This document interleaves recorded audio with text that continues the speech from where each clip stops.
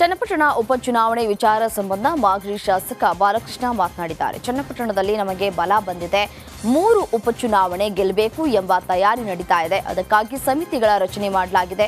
ಸಚಿವರಿಗೆ ಜವಾಬ್ದಾರಿಯನ್ನ ಕೊಟ್ಟಿದ್ದಾರೆ ಎಂದರು. ಈಗ ಡಿಸಿಎಂ ಹುದ್ದೆ ಕೇಳ್ತಾ ಇದ್ದಾರಲ್ಲ, ಅವರಿಗೆ ಜವಾಬ್ದಾರಿ ಕೊಡಬೇಕು. ಡಿಸಿಎಂ ಹುದ್ದೆ ಕೇಳುವವರು ಬೈ ಎಲೆಕ್ಷನ್ ಗೆಲ್ಸ್ಕೊಂಡು ಬರಲಿ ಅಂತ ಡಿಸಿಎಂ ಆಕಾಂಕ್ಷಿಗಳಿಗೆ ಶಾಸಕ ಬಾಲಕೃಷ್ಣ ಸವಾಲ್ ಹಾಕಿದ್ದಾರೆ.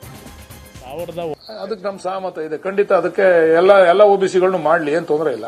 ಅದಕ್ಕೆ ನಾವು ಹೇಳ್ತಾ ಇದೀವಿ, ಎಂಡರ್ಸ್ ಮಾಡ್ತಾ ಇದೀವಲ್ಲ. ಒಕ್ಕಲಿಗರು ನಮ್ಮನ್ನು ಕೈ ಹಿಡಿದಿಲ್ಲ ಈ ಸರಿ, ಎಲ್ಲ ಬೇರೆ ಕಮ್ಯುನಿಟಿ ಅವರೆಲ್ಲ ಕೈ ಹಿಡಿದಿದ್ದಾರೆ. ಎಲ್ಲ ಕಮ್ಯುನಿಟಿ ಕೈ ಹಿಡಿದ್ರಿಂದ ಎಲ್ಲರಿಗೂ ಒಂದೊಂದು ಡಿಸಿಎಂ ಕೊಡಿ ಅಂತ ಹೇಳ್ತಾ ಇದೀವಿ.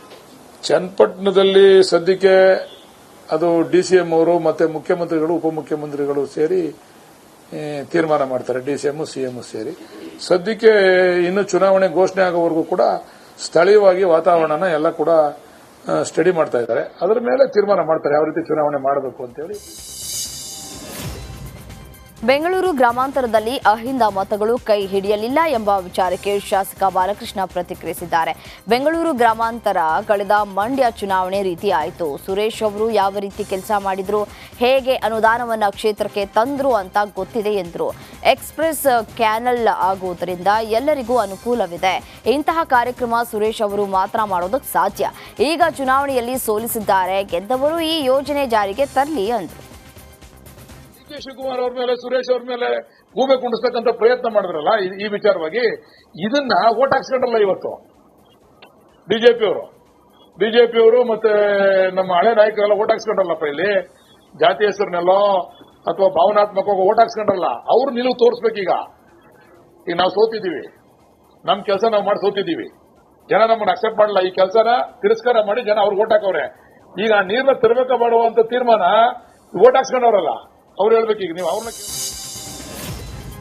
ಪಂಚಭೂತಗಳಿಂದಲೂ ಈ ಸಲ ಗಂಡಾಂತರ ಇದೆ ಎಂದು ಧಾರವಾಡದಲ್ಲಿ ಕೋಡಿಮಠ ಸ್ವಾಮೀಜಿ ಭವಿಷ್ಯ ನುಡಿದಿದ್ದಾರೆ.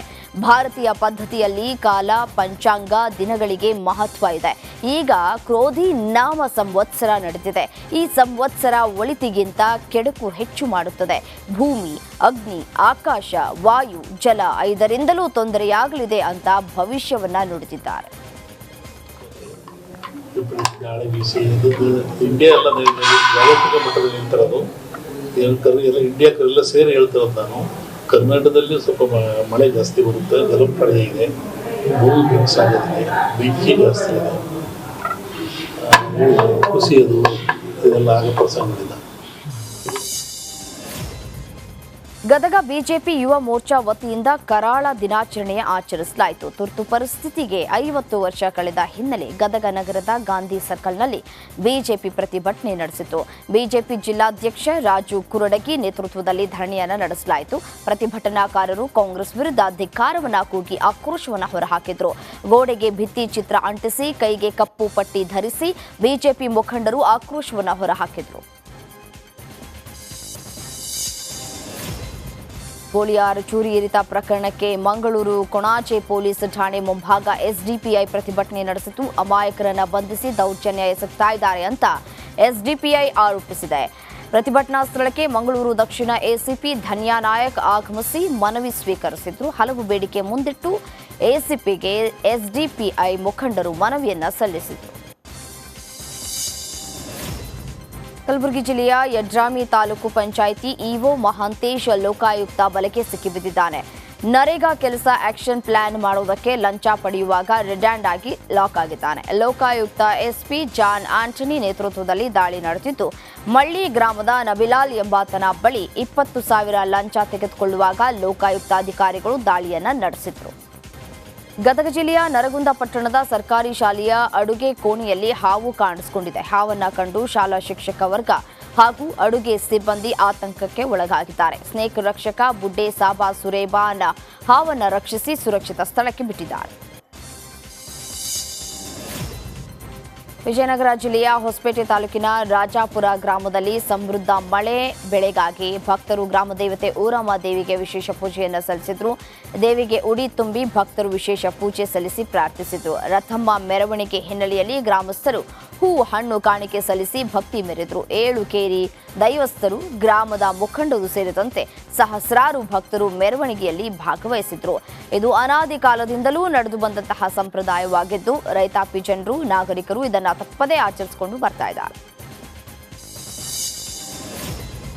ಬಯಲು ಸೀಮೆಯಲ್ಲಿ ಹಸಿ ಮೇವಿನ ಕೊರತೆಯನ್ನ ಯುವಕನೊಬ್ಬ ನೀಗಿಸಿದ್ದಾನೆ. ಹೈಡ್ರೋಪೋನಿಕ್ ತಂತ್ರಜ್ಞಾನ ಬಳಸಿ ಜಾನುವಾರುಗಳಿಗೆ ಹಸಿ ಮೇವನ್ನ ತಯಾರಿಸಿದ್ದಾರೆ. ಇಸ್ರೇಲ್ ತಂತ್ರಜ್ಞಾನ ಮಾದರಿಯಲ್ಲಿ ಹೈಡ್ರೋಪೋನಿಕ್ ಬಳಕೆ ಮಾಡಲಾಗಿದೆ.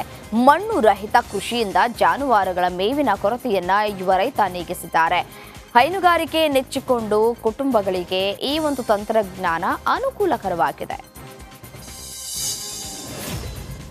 ಮಳೆಗಾಲ ಶುರು ಆಗ್ತಾ ಇದ್ದಂತೆ ಡೆಂಗಿ ಹಾವಳಿ ಹೆಚ್ಚಾಗಿದೆ. ರಾಜ್ಯದಲ್ಲಿ ಸೋಂಕಿತರ ಸಂಖ್ಯೆ 5,000 ಗಡಿ ದಾಟಿದೆ. ಇತ್ತ ಬಿಬಿಎಂಪಿ ವ್ಯಾಪ್ತಿಯಲ್ಲಿ ಡೆಂಗಿ ಹಾವಳಿ ಜೋರಾಗಿದ್ದು ನಗರದಲ್ಲಿ ಆತಂಕ ಮನೆ ಮಾಡಿದೆ.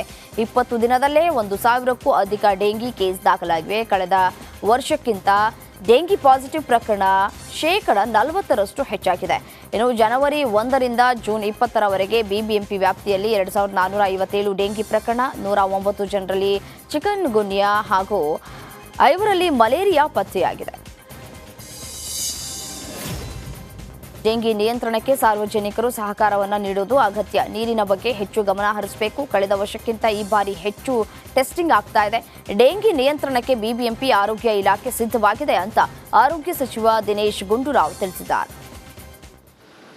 ಆದ್ದರಿಂದ ಜನರಲ್ಲಿ ನಮ್ಮ ಮನವಿ ಏನಂತ ಹೇಳಿದ್ರೆ, ಎಲ್ಲ ಕಡೆ ನಿಮ್ಮ ಮನೆಗಳ ಸುತ್ತಮುತ್ತ ಈ ನಿಂತು ನೀರಿದ್ರೆ ಅಂದರೆ ಬಕೆಟ್ಗಳಲ್ಲಿ, ಬ್ಯಾರಲ್ಗಳಲ್ಲಿ, ಡಬ್ಬಗಳಲ್ಲಿ ಯಾವುದೇ ಒಂದು ಪದಾರ್ಥ ಇರ್ಬೋದು ಅಥವಾ ಯಾವುದೇ ಒಂದು ವಸ್ತು ಇರ್ಬೋದು, ಅದರಲ್ಲಿ ನೀರು ಶೇಖರಣೆ.